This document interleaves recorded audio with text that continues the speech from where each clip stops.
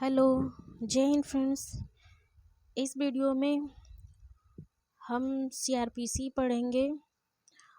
CrPC धारा 125 को जो है हम पढ़ रहे थे, यानी मेंटेनेंस भरण पोषण के बारे में जो है पढ़ रहे थे। भरण पोषण की कुछ सामान्य बातें अभी और जो है बाकी रह गई थी, उनको हम आगे और बढ़ाएंगे और उनको समझेंगे। सीआरपीसी धारा 125 जो दी गई है, इसमें जो है एक प्रश्न बनता है कि जो है इसके तहत जो है भरण पोषण का जो आदेश दिया जाता है वो अंतिम दिया जाता है या अंतरिम दिया जाता है। तो धारा 125 के तहत जो भरण पोषण का आदेश दिया जाता है वह अंतरिम भी हो सकता है और अंतिम भी हो सकता है। यानी अंतरिम यानी जिसको इंटरिम बोलते हैं, और अंतिम यानी फाइनल, दोनों जो है आदेश जो है मजिस्ट्रेट जो है धारा 125 के तहत दिया जा मतलब दे सकता है।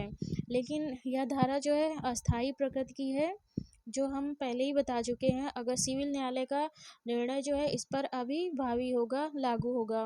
अब हम धारा 125 को जो है एकदम शब्दशः पढ़ते हैं कि इसमें जो है क्या क्या प्रावधान दिए गए हैं। तो धारा 125 में की जो है धारा 125 का जो है की उपधारा 1 यानी इसका खंड 1 हम देखते हैं। तो इसमें दिया गया है कि यदि पर्याप्त साधनों वाला कोई व्यक्ति, फिर उसके बाद नीचे दिया गया है क्लॉज ए में दिया गया है अपनी पत्नी का जो भरण पोषण करने में असमर्थ है। तो यहाँ पे क्लॉज ए में आ जाएगा पत्नी, यानी कोई ऐसा व्यक्ति जिसके पास पर्याप्त साधन है और वह अपनी पत्नी का भरण पोषण नहीं करता है, तो उसकी जो पत्नी है वो अपने पति से भरण पोषण की मांग कर सकती है। अब यहाँ पे जो पत्नी शब्द दिया गया है, इसको जो है हम समझेंगे आगे की पत्नी में जो है कौन कौन सी पत्नी शामिल है। तो इसके लिए जो हम इसका स्पष्टीकरण जो है 125 का स्पष्टीकरण जो है बी देखेंगे, जिसमें पत्नी के अंतर्गत कौन कौन सी पत्नियां जो है शामिल है उसको स्पष्ट किया गया है। तो इसका स्पष्टीकरण जो है बी हम देखते हैं, जिसमें दिया गया है पत्नी के अंतर्गत ऐसी स्त्री भी है जिसके पति ने उससे विवाह विच्छेद कर लिया है। मतलब एक तो पत्नी वो आएगी जिसका विवाह भी कायम है, चल रहा है, और उसका पति जो है उसका भरण पोषण नहीं कर रहा है, तो वह अपने पति से भरण पोषण मांग सकती है। दूसरा वह पत्नी आएगी जिसके पति ने उससे विवाह विच्छेद कर लिया, यानी डाइवोर्स ले लिया है। वह पत्नी भी अपने पति से जो है भरण पोषण की मांग कर सकती है, लेकिन उसने रीमैरिज ना किया हो या पुनर्विवाह ना किया हो। और तीसरा इसमें बताया गया है कि वह पत्नी भी भरण पोषण की मांग कर सकती है जिसने अपने पति से विवाह विच्छेद कर लिया। मतलब पति ने जो है डाइवोर्स ले लिया है, मतलब दे दिया है अपने पत्नी को, तो वह पत्नी भी जो है भरण पोषण की मांग कर सकती है। अगर किसी पत्नी ने अपने पति से डाइवोर्स ले लिया है तो वह भी भरण पोषण की मांग कर सकती है, लेकिन यहाँ पे एक ही शर्त है कि वह रीमैरिज ना की हो, यानी पुनर्विवाह ना किया हो। अगर वो रीमैरिज कर लेती है तो दोबारा तो उसे जो है भरण पोषण नहीं दिया जाएगा, मतलब कि वो भरण पोषण प्राप्त करने की हकदार नहीं होगी। तो यहाँ पे स्पष्टीकरण जो है बी से हम पत्नी को समझते हैं कि पत्नी में कौन कौन सी पत्नियां आएंगी। एक जिसका विवाह चल रहा है, दूसरा जिसके पति ने जो है उसको जो है डाइवोर्स दे दिया हो, या तीसरा है जो मतलब कि पत्नी ने अपने पति से डाइवोर्स खुद ले लिया है, वह भी भरण पोषण की मांग कर सकती है। कंडीशन यही है कि रीमैरिज ना की हो।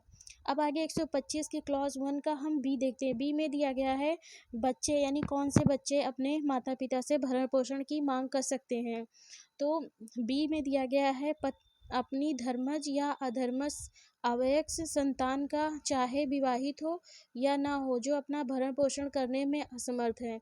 यानी बच्चे जो माइनर है, यानी जो 18 वर्ष से कम है और जो विवाहित नहीं है, वो धर्मज हो या अधर्मज, यानी लेजिटिमेट हो या इलेजिटिमेट हो, वह अपने माता पिता से भरण पोषण की मांग कर सकते हैं।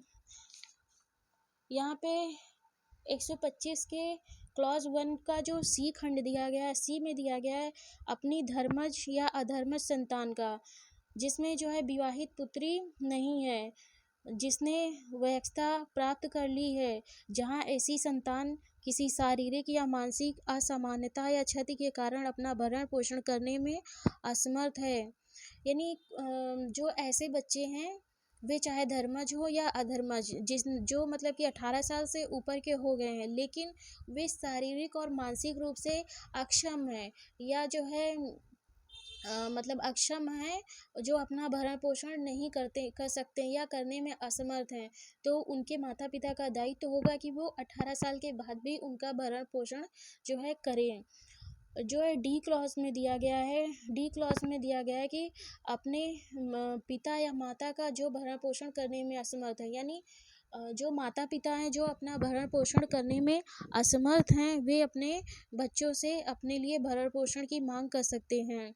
यहाँ पे जो है वही कंडीशन है, जो भरण पोषण की जो मांग कर रहे हैं उनको अपना भरण पोषण करने में असमर्थ होना चाहिए, और जिससे मांग की जा रही है उनसे जो है उसे समर्थ होना चाहिए। तो भी जो है प्रथम वर्ग न्यायिक मजिस्ट्रेट के यहाँ जो है एप्लीकेशन देकर जो है भरण पोषण की मांग कर सकते हैं। जब प्रथम वर्ग न्यायिक मजिस्ट्रेट के यहाँ भरण पोषण के आदेश के लिए एप्लीकेशन दी जाएगी, तो मजिस्ट्रेट जो है इस बात की जांच करता है कि जो व्यक्ति भरण पोषण मांग रहा है, वो चाहे पत्नी हो, बच्चे हो या माता पिता, तो क्या वे सच में अपना भरण पोषण करने में असमर्थ हैं। अगर वे असमर्थ पाए जाते हैं तो उनको जो है भरण पोषण का आदेश जो है प्रथम वर्ग न्यायिक मजिस्ट्रेट जो है आदेश देगा कि उनको जो है जो जिम्मेदार व्यक्ति है वो भरण पोषण दें। इस प्रकार यहाँ पे सीआरपीसी का खंड 1 समाप्त होता है। तो यहाँ पे मतलब कि इसमें जो है मजिस्ट्रेट पहले जांच करता है, तो ये भी प्रश्न बनता है कि ये जो धारा 125 की जो प्रकृति है वह जांच की प्रकृति है। इसके तहत जो है मजिस्ट्रेट जो है जांच करता है कि भरण पोषण देने वाला व्यक्ति जो है अपना भरण पोषण मांगने वाला व्यक्ति अपना भरण पोषण मांगने में असमर्थ है।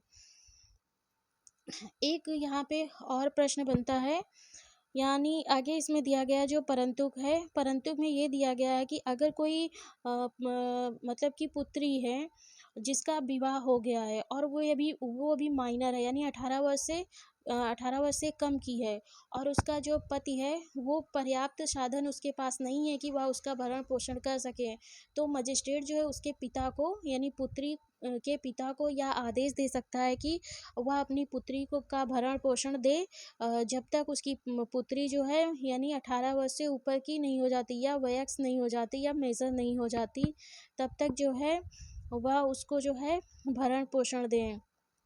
दूसरा जो है प्रोविज़ो जो दिया गया उसमें यही बताया गया कि मजिस्ट्रेट जो है भरण पोषण का अंतिम आदेश या अंतरिम दोनों आदेश जो है दे सकता है। अब जो है तीसरे प्रोविज़ो में ये दिया गया है, टाइम जो है दिया गया है कि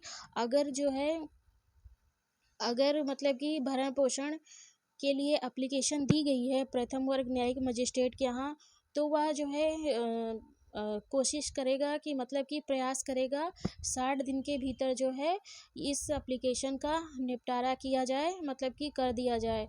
यानी जब मतलब कि जो रिस्पोंडेंट है उस व्यक्ति पर, मतलब जिसके विरुद्ध जो है आवेदन एप्लीकेशन दिया गया है, उसको समन की तामील मतलब जिस दिन समन की तामील हुई है उस दिन से लेकर 60 दिन के अंदर जो है ऐसी एप्लीकेशन का निस्तारण करने की जो है निस्तारण कर मतलब कि कर दिया जाएगा।